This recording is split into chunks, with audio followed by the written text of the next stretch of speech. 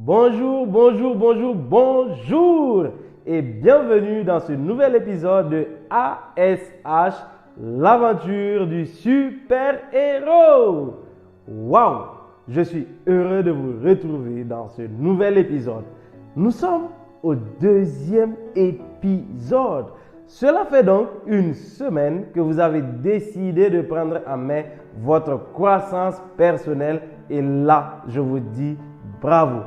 Félicitations! C'est la meilleure décision que vous aurez pu prendre de toute votre vie. Aujourd'hui, nous allons parler de la deuxième loi qui est la loi de la conscience de soi. Cette loi stipule que si vous voulez croître, si vous voulez atteindre votre potentiel, vous devez apprendre à vous connaître intrinsèquement. Vous devez connaître vos défauts, connaître vos aptitudes, connaître vos qualités et ainsi de suite. C'est-à-dire que si aujourd'hui, la direction que votre vie est en train de prendre ne vous convient pas, vous devez être à mesure de vous asseoir, de faire une introspection afin de donner une nouvelle orientation à votre vie. Et parlant d'orientation de vie, John Maxwell a énuméré 3 grandes catégories de personnes. Premièrement, il y a ceux qui ne savent pas ce qu'ils veulent faire dans la vie. Ils sont la plupart du temps dans la confusion, incapables de donner une orientation à leur vie. Ces personnes-là ne pourront jamais atteindre leur potentiel car ils ne savent même pas ce qu'ils vivent. Deuxièmement, il y a ceux qui savent ce qu'ils veulent faire mais qui ne le font pas. En général, ces personnes ont une idée assez claire de ce qu'ils veulent faire dans la vie, mais ils ne franchissent jamais le cap. Pourquoi?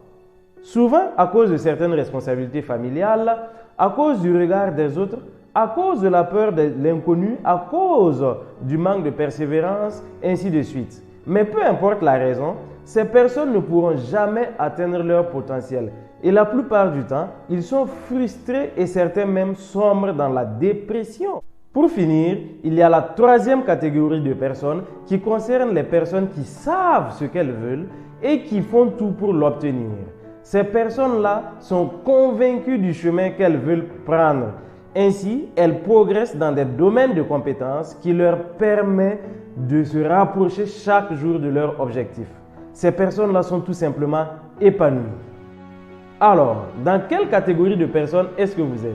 Si vous êtes dans la première catégorie de personnes, cela veut dire que vous ne vous connaissez pas assez. Et John Maxwell nous dit que si vous voulez atteindre votre potentiel, vous devez vous découvrir.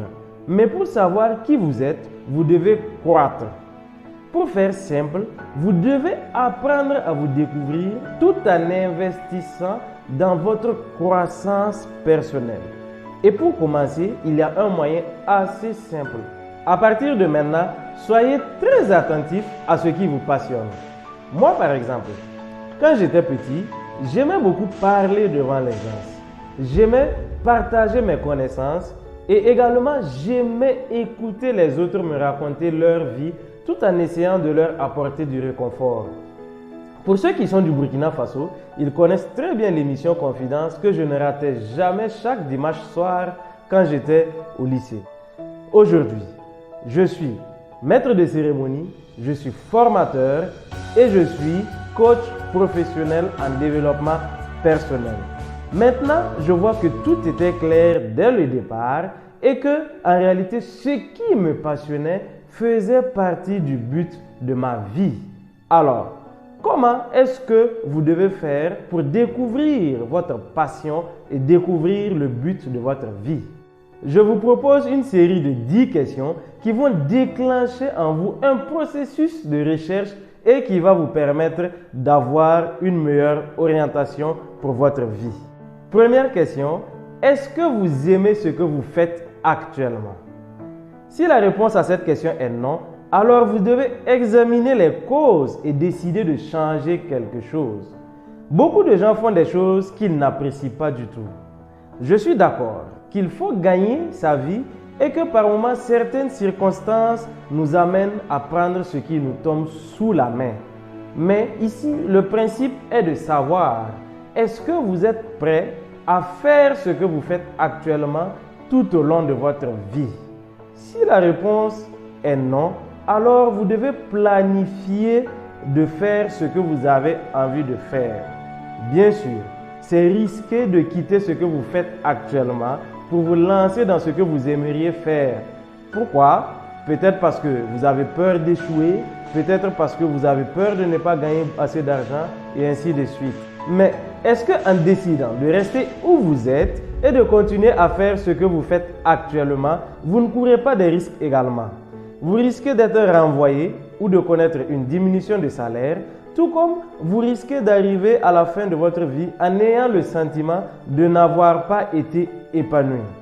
Alors, quel est le risque que vous préférez prendre? Question 2. Que voulez-vous faire dans la vie? Qu'est-ce que vous avez envie de faire et qui vous tient véritablement à cœur? Qu'avez-vous envie de réaliser dans ce monde? Quelle est votre passion? Si vous voulez atteindre votre potentiel, vous devez vous y consacrer, car la passion va vous donner l'énergie nécessaire pour arriver à destination. Question 3. Qu'est-ce qui vous motive à faire ce qui vous tient à cœur? Il est important de clarifier les raisons et de connaître ses motivations profondes avant de se mettre en route. Cela va éviter de nous mentir à nous-mêmes et par moments d'abandonner en cours de route. Question 4. Est-ce que vous pouvez faire ce qui vous tient à cœur? Ici, il s'agit d'être pragmatique et de se fixer des objectifs réalisables. Une chose est d'avoir un rêve et des ambitions, mais l'autre chose est également de faire en sorte qu'ils soient réalisables.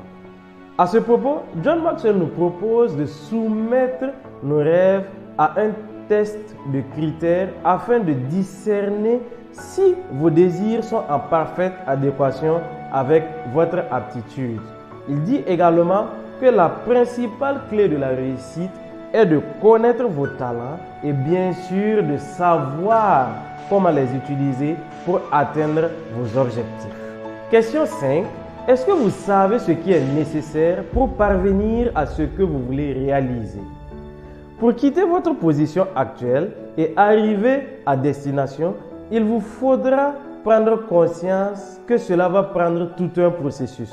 Vous devez donc analyser votre vie, vos différents choix jusqu'à présent et vous asseoir, rédiger toutes les étapes qu'il vous sera nécessaire de suivre afin de réorienter votre vie convenablement.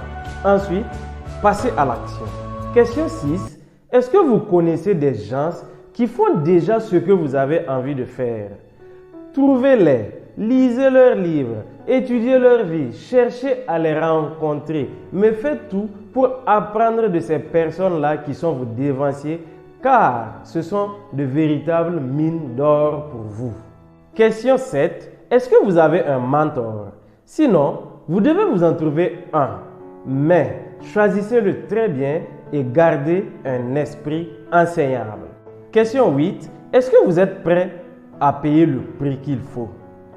Avoir un rêve et des ambitions, ça demande du courage, ça demande de l'audace, ça demande de la persévérance, ça demande de travailler dur, d'être discipliné et surtout d'être convaincu du chemin que l'on veut prendre.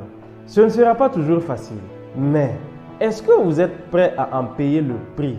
J'espère que oui. Question 9. Quand allez-vous commencer à faire ce qui vous tient à cœur? Bientôt, comme répondrait la majeure partie des gens, ou bien un jour. Mais rappelez-vous que le meilleur moment pour agir, c'est maintenant. Mettez-vous donc en route et sachez que c'est au fur et à mesure que vous allez vous améliorer. Question 10.